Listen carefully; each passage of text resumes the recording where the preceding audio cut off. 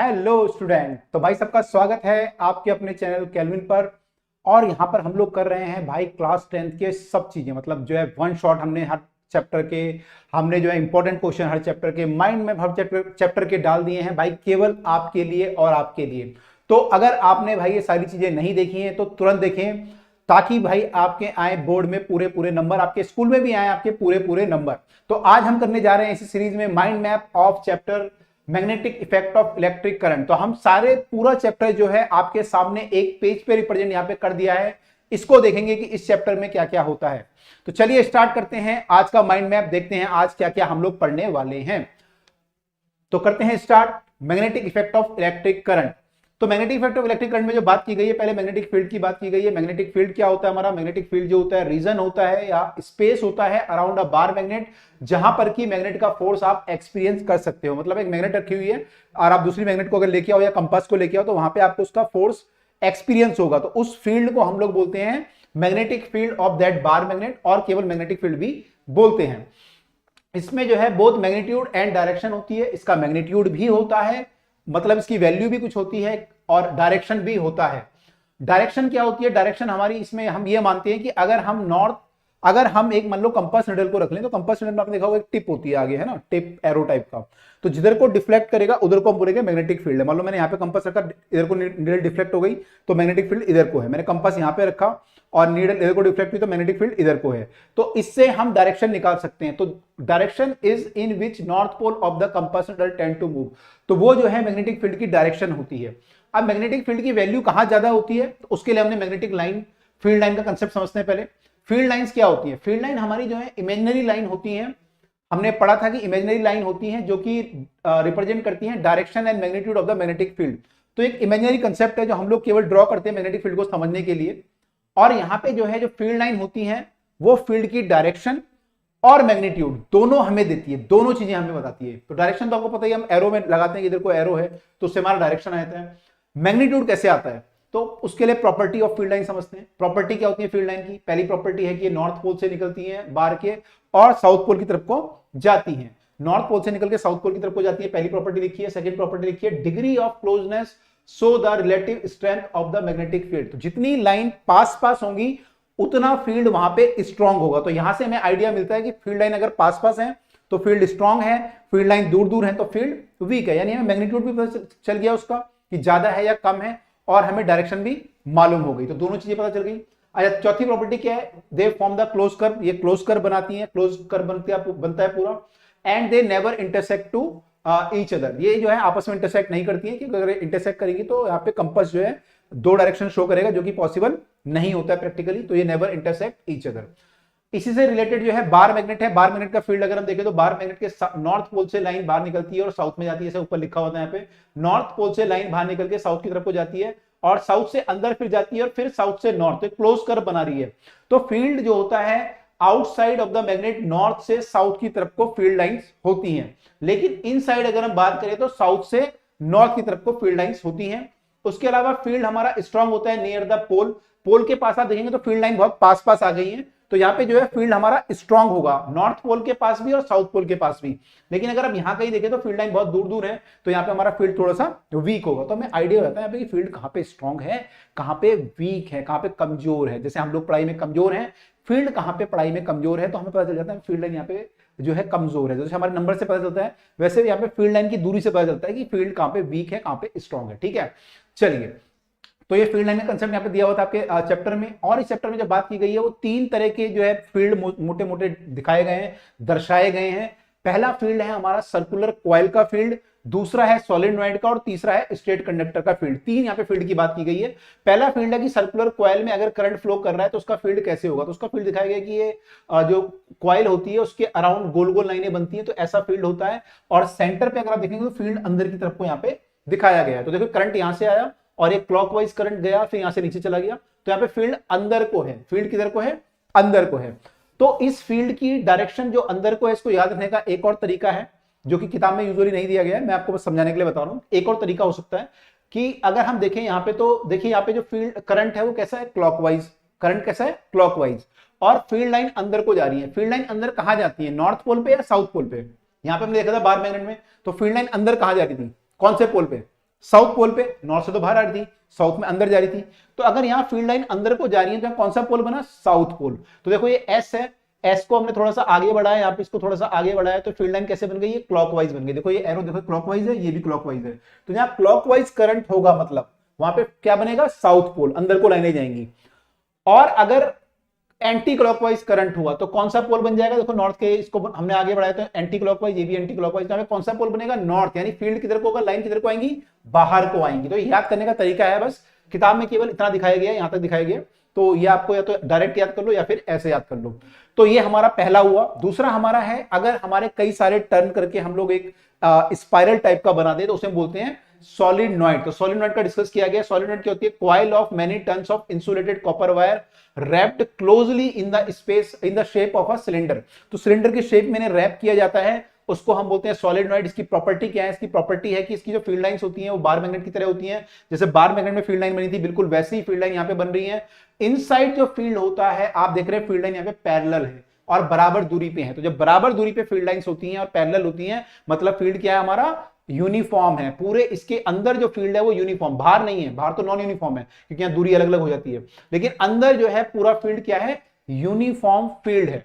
तो field line हमारी यहां से बाहर निकल रही है, तो ये नॉर्थ पोल बन गया और ये साउथ पोल बन गया। तो एक पोल हमारा नॉर्थ बनता है, एक हमारा साउथ बनता है। डायरेक्शन हम ऐसे निकाल सकते हैं, देखिए जब ये तरीका है निकालने का, तो इससे बता सकते हैं कहां पे साउथ बनेगा कहां पे नॉर्थ। तो जैसे मान लो यहाँ पे करंट हमारा, मान लीजिए यहां से हम देख रहे हैं और करंट हमारा क्लॉकवाइज है, तो क्लॉकवाइज करंट मतलब ये साउथ पोल बनेगा। तो यहाँ पे साउथ पोल मतलब लाइनें अंदर को जाएंगी। और अगर एंटी क्लॉकवाइज करंट होगा तो नॉर्थ पोल बनेगा, लाइनें बाहर को आएंगी। तो इस केस में यहाँ पे एंटी क्लॉकवाइज बन रहा होगा, तभी फील्ड लाइन बाहर को आ रही है। तो यहाँ पे क्या बन रहा है, नॉर्थ पोल। ठीक है, तो याद करने का तरीका है क्योंकि क्वेश्चन ऐसे भी आ सकता है। अब अगर हम इस सॉलिनॉइड के अंदर एक आयरन की रॉड डाल दें तो फील्ड बहुत ही स्ट्रांग हो जाता है, बहुत स्ट्रांग हो जाता है। तो अगर हम एक सॉफ्ट आयरन कोर डाल दें इसके अंदर तो बोलेंगे उसको इलेक्ट्रोमैग्नेट। तो ये इलेक्ट्रोमैग्नेट बन जाएगा। तो इलेक्ट्रोमैग्नेट का फील्ड जो होता है बहुत ही स्ट्रांग होता है। ठीक है, बहुत ही स्ट्रांग फील्ड होता है। इसका जो यूज किया जाता है वो भारी चीजों को उठाने में हम लोग यूज कर सकते हैं इलेक्ट्रोमैग्नेट का, कि जो भारी चीजें हमें उठानी है क्रेन वगैरह में, तो वहां पे इलेक्ट्रोमैग्नेट का यूज होता है। यहाँ पे एक और क्वेश्चन बीच में पूछा जाता है, मैं आपको बता दूं कि मैग्नेट में और इसमें क्या फर्क है इलेक्ट्रोमैग्नेट में। तो ये जो मैग्नेट है ये हमेशा मैग्नेट बना रहेगा, लेकिन ये इलेक्ट्रोमैग्नेट जो है ना, ये डिपेंड करेगा कि करंट अगर आपने चालू किया तो मैग्नेट बन जाएगा, करंट बंद किया तो खत्म हो जाएगा। तो ये जो टेम्पररी मैग्नेट है, ये परमानेंट मैग्नेट है, इनमें डिफरेंस है। दूसरा ये बहुत स्ट्रांग होता है, ये थोड़ा वीक होता है, ये भी इनमें डिफरेंस है। दूसरा इसके साउथ पोल नॉर्थ पोल इसके फिक्स है, इसके फिक्स नहीं है। अगर आपने करंट को उल्टा कर दिया, मान लो आपने बैटरी ऐसे लगाई है, अभी बैटरी को घुमा दो तो करंट उल्टा हो जाएगा। तो अभी ये नॉर्थ पोल था ये और ये साउथ था, तो ये उल्टा हो जाएगा, ये साउथ बन जाएगा, नॉर्थ बन जाएगा। तो ये रिवर्स हो सकता है। तो इसमें डिफरेंस भी पूछता है कई बार। तो आई होप आपको इलेक्ट्रोमैग्नेट के अंदर क्लियर हो गया होगा, हमने पढ़ा था।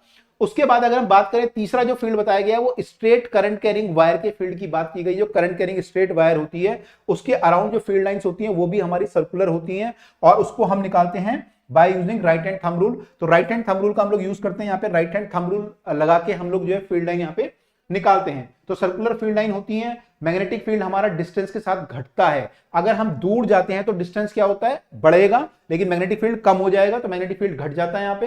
तो सर्कुलर फील्ड लाइन बनती है, मैग्नेटिक फील्ड घट जाता है डिस्टेंस बढ़ने पे। तीसरा लिखा हुआ है direction is given by right hand thumb rule, RHTR लिखा हुआ है। राइट हैंड थंब रूल से हम लोग डायरेक्शन देते हैं कि अगर करंट ऊपर को है तो हमारी फील्ड लाइन कैसे बनेगी। मान लो करंट कैरिंग वायर में करंट ऊपर है तो फील्ड लाइन हमारी ऐसे हम दिखाएंगे। तो मतलब ये ऐसे जा रही है फील्ड लाइन, यहां से अंदर जा रही है, यहां से फिर इधर को आ रही है और यहां से फिर इधर को आ रही है। तो ये फील्ड लाइन ऐसे बन रही है। तो आपको पूछ सकता है कि वायर के आगे फील्ड इधर को है या इधर को है, तो फील्ड इधर को है। वायर के पीछे देखेंगे तो फील्ड मेरी तरफ को है, इधर को देखेंगे तो इधर को है। ठीक है, बाहर को है, इधर को अंदर को। तो ऐसे करके क्वेश्चन इसमें बनते हैं। तो ये हमें ध्यान रखना है कि राइट हैंड थंब रूल क्या होता है। राइट हैंड थंब रूल है, ठीक है, राइट हैंड फ्लेमिंग नहीं है, फ्लेमिंग अलग होता है, वो अभी सिलेबस में भी नहीं है हमारे वैसे। तो राइट हैंड थंब रूल जो है यहाँ पे जो है हम लोग यूज करेंगे। उसके बाद जो इस वायर को अगर हम किसी और फील्ड में, देखो वायर का अपना फील्ड बन गया मैग्नेटिक फील्ड, तो ये मैग्नेट की तरह बिहेव करने लगी। अब इसे अगर हम किसी और मैग्नेटिक फील्ड में रख लें तो क्या होगा, रिपेल करेगा या अट्रैक्ट करेगा उसे। भाई एक मैग्नेट है, ये भी एक मैग्नेट है, दूसरा एक और फील्ड आ गया, तो ये अट्रैक्ट या रिपेल करेंगे, तो इस पे फोर्स लगेगा। तो वो फोर्स जो होता है वो कब लगेगा, जब ये किसी इनसाइड अ मैग्नेटिक फील्ड, किसी मैग्नेटिक फील्ड के अंदर हम इस वायर को रखेंगे तो इस पे एक फोर्स लगेगा। उसकी डायरेक्शन कैसे पता चलेगी, किस पे डिपेंड करती है डायरेक्शन, डायरेक्शन डिपेंड करती है उसकी करंट पे और मैग्नेटिक फील्ड पे, कि इस वायर में करंट कितना है और जो आपने फील्ड बाहर से लगाया वो कितना है। इसका फील्ड नहीं, जो बाहर से फील्ड लगाया वो कितना स्ट्रांग है, उस पर डिपेंड करेगा। और फोर्स हमारा मैक्सिमम होता है जब करंट और फील्ड आपस में परपेंडिकुलर हो। देखो फील्ड किधर को भी हो सकता है, फील्ड इधर को भी हो सकता है, फील्ड इधर को भी हो सकता है, फील्ड इधर को भी हो सकता है। तो अगर इधर को फील्ड होगा, दोनों पैरेलल हो गए, तो इसमें फोर्स नहीं लगता हमारा। फोर्स कब लगता है? जब फील्ड हमारा कुछ एंगल पे होता है। तो देखो करंट इधर को है मान लो, और फील्ड हमारा सेम डायरेक्शन में, तो फोर्स इज जीरो। लेकिन अगर फील्ड हमारा कुछ एंगल पे है तो फोर्स लगेगा, लेकिन मैक्सिमम कब लगेगा? जब दोनों परपेंडिकुलर हो जाएंगे। देखो एंगल तो कुछ भी हो सकता है, 5 डिग्री, 10 डिग्री, 20 डिग्री, 90 डिग्री, 90 तक एंगल हो सकता है। तो 90 पे फोर्स मैक्सिमम होता है। तो force is maximum when I is perpendicular to B. ये यहाँ पे लिखा हुआ है कि जो वायर पे फोर्स लगता है वो मैक्सिमम होता है जब आई जो है, करंट जो है, perpendicular to the external field होगा।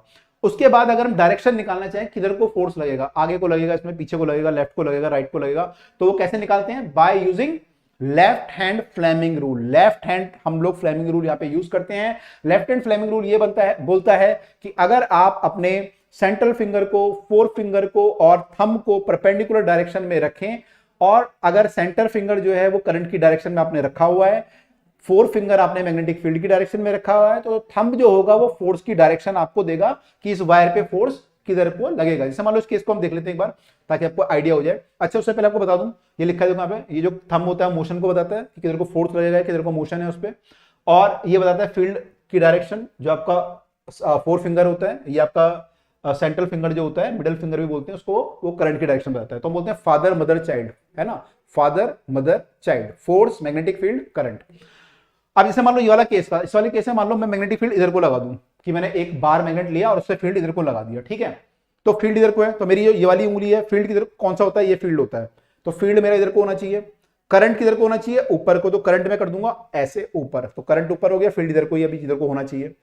तो आप ना ऐसे करना, ऐसे मत करना, उंगलियों को गड़बड़ हो जाएगा नहीं तो ऐसे करा मैंने, तो करंट ऊपर हो गया, फील्ड इधर को हो गया, ठीक है। करंट इधर को, फील्ड इधर को, तो फोर्स किधर को आ रहा है? थंब अंदर को आ रहा है। यानी अगर फील्ड इधर को होगा तो इसे फोर्स किधर को लगेगा? अंदर को लगेगा, इनसाइड द बोर्ड लगेगा। तो हम बोलेंगे इनसाइड द बोर्ड। तो हमने कैसे निकाला? By using left hand Fleming. सब लोग लेफ्ट हैंड लगाना, राइट हैंड मत लगा लेना, ठीक है। जो स्पेशली राइटी लोग हैं ध्यान रखना अपना, क्योंकि राइट हैंड की में आदत होती है। तो ये हमारा जो है लेफ्ट हैंड फ्लेमिंग रूल हुआ, बहुत इंपॉर्टेंट है, हमारे सिलेबस में भी यही है। एक तो राइट हैंड थंब रूल और left hand Fleming. Right hand Fleming हमारे नहीं है सिलेबस में, अच्छी बात है, आपको नहीं तो कंफ्यूजन रहता था कई बार बच्चों को। अब जो इसमें लास्ट में दिया गया, छोटी सी चीजें और दी गई है। एक तो डीसी और एसी दिया गया है, डायरेक्ट करंट और अल्टरनेटिंग करंट। फर्क क्या होता है दोनों में? डायरेक्ट करंट जो होता है वो, करंट जो होता है वो कांस्टेंट रहता है, जो टाइम के साथ अगर आप देखें ग्राफ, उसका एक कांस्टेंट ग्राफ बनता है, वैल्यू कांस्टेंट रहती है। लेकिन अल्टरनेटिंग करंट जो होता है वो फ्लक्चुएट करता है, बार बार चेंज होता है, ठीक है। तो ये बार बार चेंज होता है और बहुत तेजी से चेंज होता है। मतलब ये मान के चलिए इंडिया में तो 1 सेकंड में 50 बार ये अपना जो है ऐसा कर्व बना देता है, 50 बार। इसकी फ्रीक्वेंसी 50 हर्ट्ज होती है, तो उसको हम बोलते हैं अल्टरनेटिंग करंट। अब इसका यूज क्या है? एडवांटेज, अल्टरनेटिंग करंट की एडवांटेज क्या है? अल्टरनेटिंग करंट की एडवांटेज ये है कि अगर आपको इसे लॉन्ग डिस्टेंस में ट्रांसमिट करना है, जैसे मान लो आपने बिजली बनाई कहीं हिमाचल में और आपको दिल्ली ट्रांसफर करनी है, तो अगर हमें लॉन्ग डिस्टेंस में इलेक्ट्रिक करंट ट्रांसफर करना है, तो एसी करंट में जो होता है एनर्जी लॉस कम होता है। जो एनर्जी आप चाहते हो एनर्जी लॉस कम हो, भाई दिल्ली तक जब एनर्जी आए तो लॉस ना हो, कम से कम हो, तो वो एसी में पॉसिबल है। एसी में क्या होता है? लॉन्ग ट्रांसमिशन में एनर्जी लॉस कम होता है, डीसी में ज्यादा होता है, इसलिए हम एसी को प्रिफर करते हैं ट्रांसमिशन के लिए। उसके बाद डोमेस्टिक सर्किट की बात की गई है, जो घर में हमारे सर्किट होता है। तो घर में डोमेस्टिक सर्किट में 3 वायर यूज होती है, लाइव वायर और न्यूट्रल वायर और अर्थ वायर। लाइव वायर जो होती है वो रेड कलर की होती है, पॉजिटिव बोलते हैं इसको। न्यूट्रल वायर हमारी ब्लैक कलर की होती है, माइनस। और अर्थ वायर जो होती है जो ग्रीन कलर की होती है। कैसे कलर की होती है? ग्रीन कलर की। तो अर्थ वायर भी हम लोग यूज करते हैं, शॉक से बचने के लिए अर्थ वायर यूज करते हैं। कनेक्शन हमारे घर में सारे पैरेलल में होते हैं। फ्यूज का यूज करते हैं। फ्यूज एक सेफ्टी डिवाइस है, जो कि हमारे घर में अगर कोई मान लो बाई चांस किसी गलती से ज्यादा करंट फ्लो होने लगा, तो उस अननेसेसरी करंट को जो है, हाई करंट को रोकता है। कैसे रोकता है? ये मेल्ट हो जाता है, जब जैसे करंट बढ़ता है तो ये मेल्ट होता है, तो इसका मेल्टिंग पॉइंट काफी कम होता है, तो ये आराम से मेल्ट हो जाता है। जैसे करंट हाई हुआ ये मेल्ट कर जाता है। और ये जो बनाया जाता है वो कॉपर, आयरन, लेड इनका यूज करके बनाया जाता है। तो हमारे घर में यूजुअली 2 तरह के सर्किट होते हैं, कम करंट का, यूजुअली 5 एम्पियर का, और एक 15 एम्पियर का।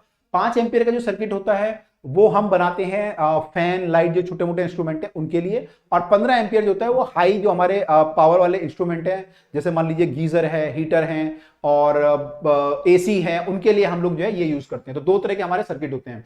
तो भाई ये सारी बातें जो है आपके चैप्टर में दी गई हैं, तो हमने ट्राई किया कि ये सारी चीजें आपके सामने एक पेज पे रिप्रेजेंट करें। तो आई होप आपको समझ में आया होगा सारी की सारी चीजें। मैं एक बार हट जाता हूं, अगर आप पूरा पिक्चर लेना चाहते हैं you can take the picture, और हम आपको इसकी पीडीएफ भी प्रोवाइड करेंगे। तो भाई अब हम आपसे मिलेंगे अगले माइंड मैप में, और आपने अगर बाकी चीजें नहीं देखी हैं, वन शॉट इंपॉर्टेंट क्वेश्चन, बाकी माइंड मैप, तो तुरंत जाके देखें अभी के अभी।